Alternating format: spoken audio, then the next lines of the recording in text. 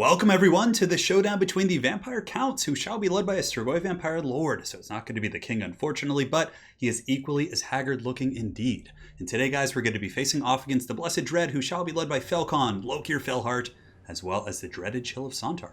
Now, as far as the build goes, we're still going to be riding that high of using a Footlord meta. So in total, we do, of course, have the Strigoi Vampire Lord, which he's actually pretty darn good. He has some really good abilities. So let's firstly begin by taking a look at him.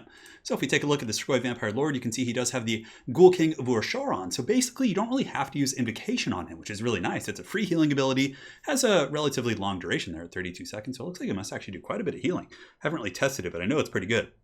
And on top of that, it gives him leadership, which helps him from crumbling and things like that. And it's on a 2-minute cooldown, give or take. So, I mean, it's not something you can spam nonstop, but it's already hard enough to take out Footlords. So just having this and being able to use your Invocation elsewhere is really good. So on top of that, he does have the Claws of Morkane. So this gives him 50% armor-piercing damage, which makes him an absolute monster. So if he's going up against like any big lords, like Lokir or Dragon or anything with armor, he's going to be able to get those Pimp Claws and tear those guys to shreds. On top of that, he has really good spells. Spirit Leech is great. He has Invocation, plus he can also summon some Feral Ghouls, which is quite a bit of fun. So in the front line, it's going to be Sternsmen, 2 groups of Graveguard with great weapons, a couple of Cryptors as well, trying to stay a little bit in theme here. So I have 3 of those guys, plus Corpse Cart with the Unholy Lodestone, another Corpse Cart here, and that's pretty much it for my front line. A couple zombies on the flanks. In the back, I do, of course, have a group of Blood Knights, just have some mass, just so I can kind of defend myself against Cav. Zombies, and I think there's some dogs over on the far side. Yeah, there's some doggies over here kind of hanging out. Now, as far as the White Kings go, they're very cheap. If you strip a White King down from the Foe Seeker and Deadly Onslaught, they only cost 500. And then if you get this ability called Scab Scrape, or not an ability, but it's actually an item. If you take a look here, let's go ahead and see if we can get it. You can see he has this little sword here. It's kind of like a cone spell, or not a cone, a wind spell, sort of a breath. It does pretty good damage, especially against like Dark Shards and Bleak Swords and Dread Spears and things like that. I highly recommend it, especially in a lot of the elf matchups. Not so much Wood Elves, but against Dark Elves as well as High Elves.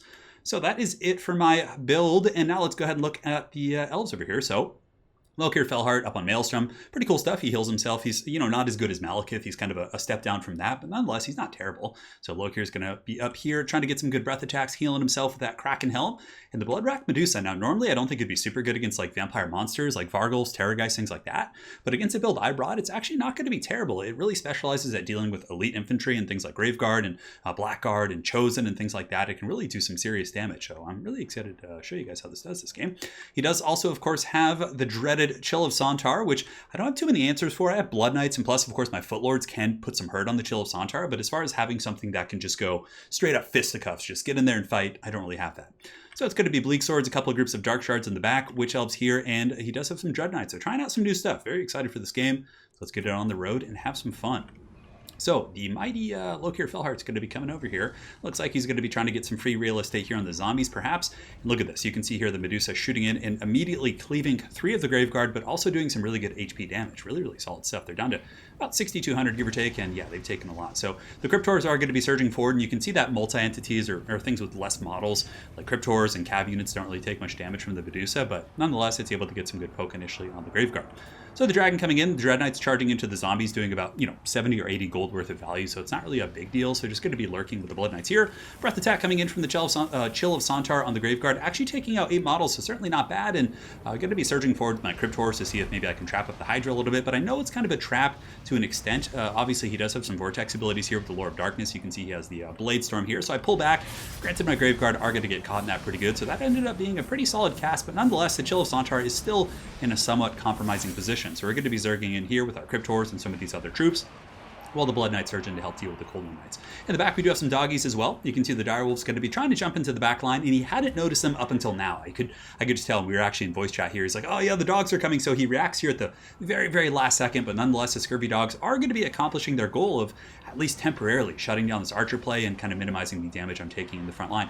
We also have some Graveguard plus a White King coming back here as well to try and pressure this back line. So in this fight here, you can see the Chill of Sontar is getting a little bit beat up here. It's taking quite a bit of damage, but it looks like Lokir is going to be coming in with a fat, nasty breath attack, which was really good. It did some really solid damage. Hit the Cryptors hard, it hit my Sternsmen, these other troops.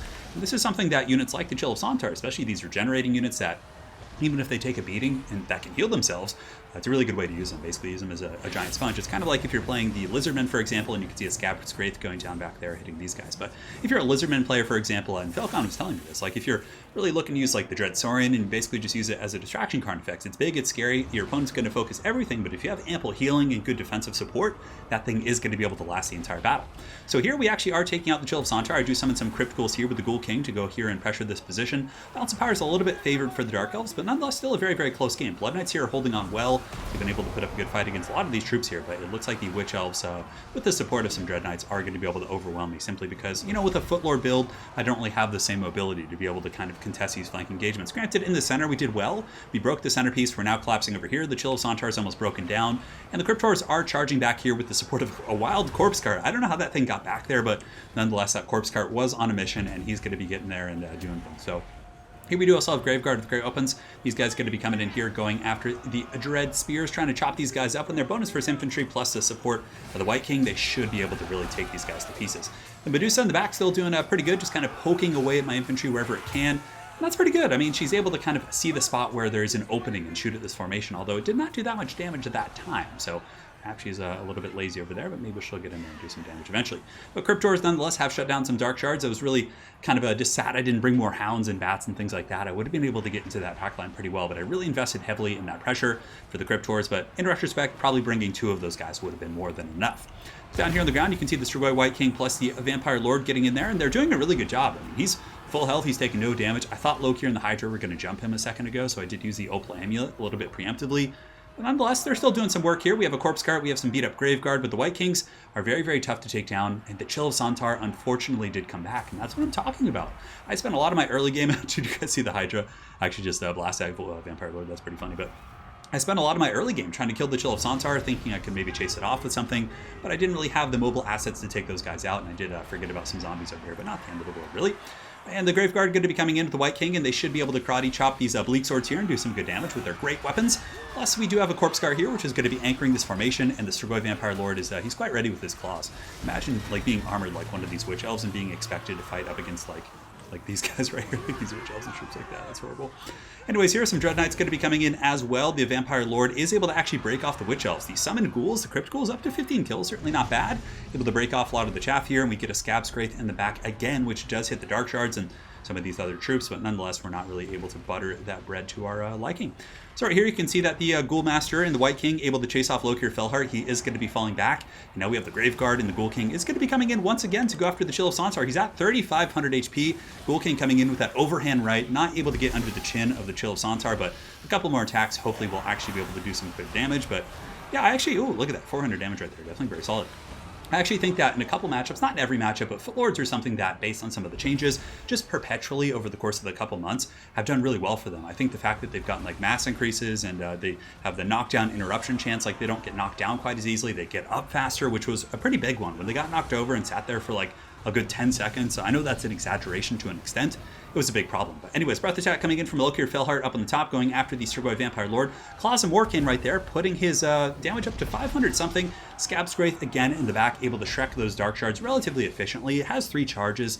It's a really cheap item. I think it's worth it, but in the end, it's looking a little bit grim bones. I do, of course, have some zombies that are hunting down the Hydra or the Medusa, which is worth it. Just keeping the Medusa away from the fight is always solid, and if that's 100 gold chasing off like 1,100 right there, but it's not going to make too much of a difference here.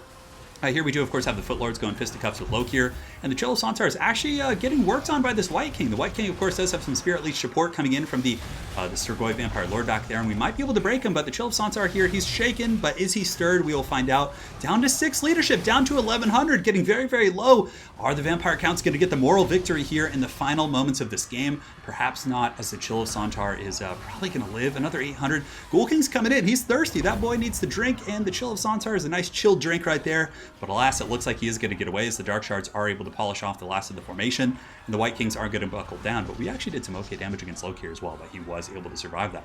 So at this point, pretty much good game. It's going to be just crumbling for my Vampire Lord. He's making his last stand against here, but you can see the boy is going to be having a relatively tough time. But yeah, very well played. It was a fun game for sure. A bit of an experimental builds on both sides, to say the least. Obviously, he brought some very uncommon units like the Dread Knights, but yeah, it was fun. I think it was a pretty strong. I think just maybe cutting a Crypt Horror and just kind of going for more backline pressure, because like you can win the front line against the Vampire Counts, but the fact that those Dark Shards were able to shoot quite happily for so long was really quite detrimental. It just wrecked my Cryptor. So I think in retrospect, you cut one Cryptor, you probably cut a zombie as well, and then you can get 2 Direwolves plus a Fellbat, and you're going to have enough backline pressure to shut down Dark Shards pretty easily, at which point you should be able to win those frontline engagements with Vampire counts, and yeah, and have a good old jolly time. But really, I do think that like Footlord Vampire counts or foot kind of melee vampire counts with Graveguard, that old school Warhammer style one a play is quite viable. And of course, Falcon's a much better player than I am. But in general, I think that if you're able to fine tune it, get in there, you can beat like against evenly skilled opponents, perform pretty well, and even do well against better opponents. I mean, that game could have gone the other way,